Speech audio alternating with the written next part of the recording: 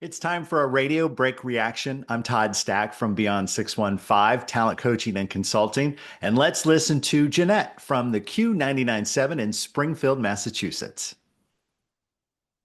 I'm sure at different points in your life, you've experienced some level of forgetfulness.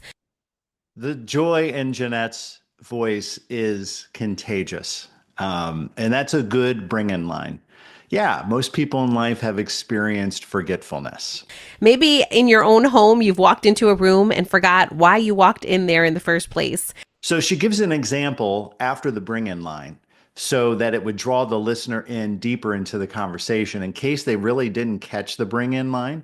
That example is called a setup. So you got the bring-in, the setup, which is not required, and then the story, and then the exit.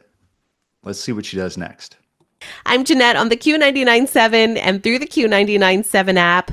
She introduces herself in a very joyful way, conversational way. Well, this past weekend, I was doing a curbside for me and a family member. So now she funnels down the story to her point of view. Only Jeanette can tell this story. It's unique to her situation because it's about her own life. No other DJ in her town or anywhere in the world can do this break exactly like Jeanette does it. And for some reason, I was just so focused on helping her that when I went to go pick it up, I didn't pick up my own. Like I was there in the parking lot and did not grab my curbside. So this is self-deprecation. And I think there are three ways that on-air personalities in radio can endear themselves to a listener.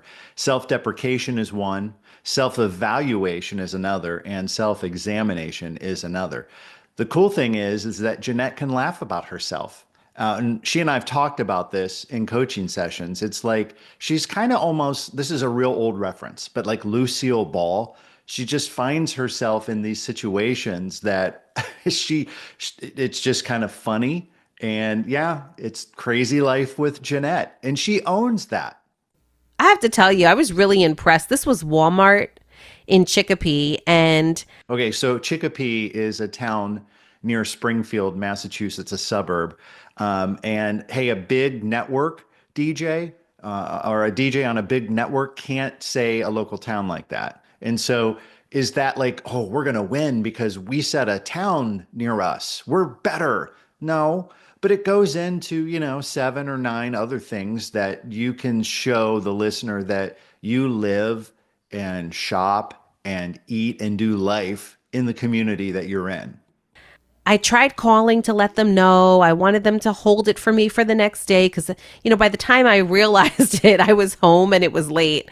But she's still laughing at herself and she's delivering this in a very conversational way. I couldn't get through. The next day, I just kind of showed up there and I explained to them what happened. Not only did they tell me it was not a problem, but they had it right there for me. So even though it was like a silly mistake on my part, I was really happy that it worked out in the end. Great job. More self-deprecation. The story concluded. The peak of the break, the culmination of the story was right there. No need to talk anymore. And just a little life scene into Jeanette's life that the listener can identify with and laugh along with. And I think that many listeners will feel Jeanette is endearing, not only by the conversational style, the joy in her voice, and the self-deprecation, but that, this break length is minute 7, and it's consumable and it's memorable because she told a story about her life. And I love at the end that she didn't widen back out to the listener and give some life lesson. Like, so the next time you're forgetful, you need to remember that blah, blah, blah, blah, blah. No, the story ended on Jeanette's story ending. That's where the break can end. No life lesson needed at the end. Good job, Jeanette.